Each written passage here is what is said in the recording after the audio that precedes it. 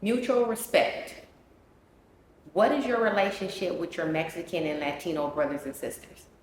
My relationship is very good, very strong, in general, because of like the demonstration and the respect that I tried to establish at the beginning of my career on my first album. Um, I was raised, I was born in Boyle Heights. I was born in East LA at White Memorial Hospital.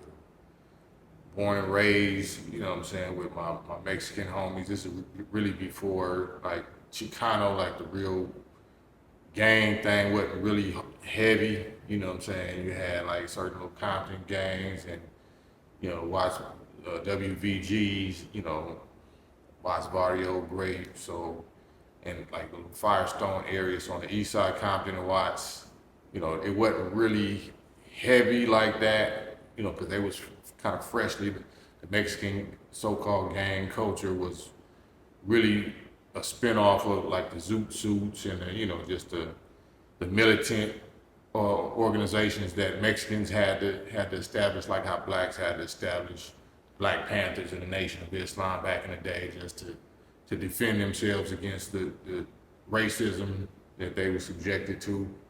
So, but then that COINTELPRO, J. Edgar Hoover little campaign got us fighting against and feuding against each other eventually, especially when drugs, dope money, crack, and all that started hitting in Los Angeles. But prior to that, I was raised by my homies, my Mexican homie Javier, Tato, um, Goose, and Oscar, and Julio and Jesse, like on the street that I grew up on. So we didn't even know no difference. They just was light skinned homies. You know what I'm saying? Okay, okay. So you did an album with over 15 songs called Mutual Respect. Yeah. Tell us a little bit about how that came about. It came about just by me seeing the beefs and like I said, the COINTELPRO.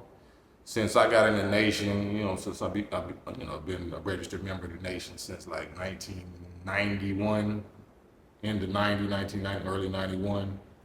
I learned about the fake manufactured feuds and beefs, that the enemy, the government, certain aspects of the U.S. government has been victimizing our communities with since we've been here, and when they started seeing us wake up and all of that. So I've been studying that, and I'd be always looking for signs of it and symptoms of it. So I saw it really pop off in the mid '80s, and like I said, when the drugs and that whole just gang movies and gangster rap and all that started coming out.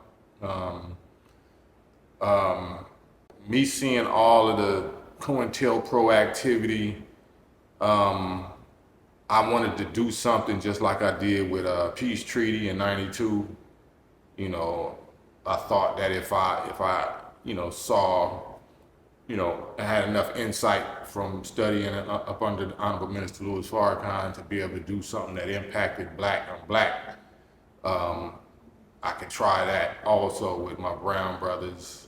It's not a fairy tale. It's just like Bloods and Crips. Like, it's not like they're gonna be necessarily hugging and holding hands and kumbaya in it, but it's more of a respect thing, a ceasefire, and understanding that it's casualties on both sides, and loved ones can never come back. So you don't necessarily expect that we're gonna be best friends with somebody that deleted your loved ones or something like that. But it's just understanding what real enemy played us both like video game pieces. You know what I mean?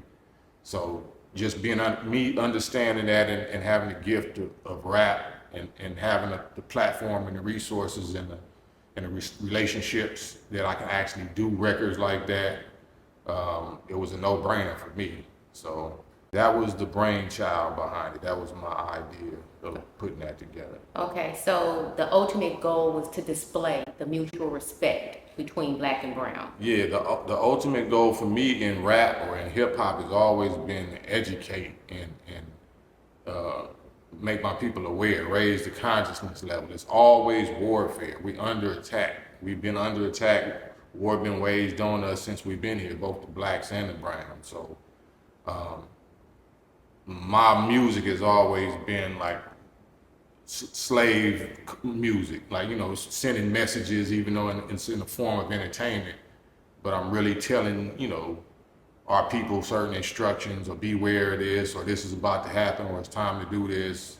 You know, and those that get it, and those that don't. So. Okay. I couldn't find any other rap project that is on the level of Mutual Respect. Mm-hmm. Mutual Respect is top notch.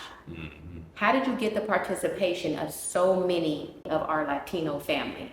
The name of the project, Mutual Respect. So if they already respected the Nation of Islam, they already respected and love rap music, and they respect any black persons, black male, that's conscious or awake enough to be able to, and courageous enough to be able to verbally, publicly say that these are our brothers, these aren't the real enemy. You know, we can go, it's a song on there, the title track that's featuring Sick Jackin, and it's featuring student minister Abel Muhammad, and that's called Mutual Respect.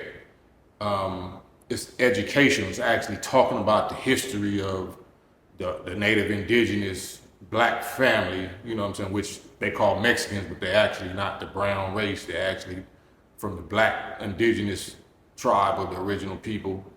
And it's like the Incas, the Mayans, the Aztecs, the Toltecs, the Olmecs, you know. So those are all members of the original black family. But the same snake that bit us and made us lighter skinned and made us speak English was English conquistadors, and you know, they did that to the Africans, you know, tribe, and the Spanish, the white European Spanish did the same thing to our indigenous black Moors or Indian, so-called Indian tribes, and produced Mexicans. Okay. So we're the same thing basically as Mexicans. We say we're black, but we're really a different, you know, type of people now, just like the Mexicans are. But they understand that their nature is original indigenous, just like we understand our nature is original indigenous. Okay. So did you reach out personally to each artist on the album? Oh yeah.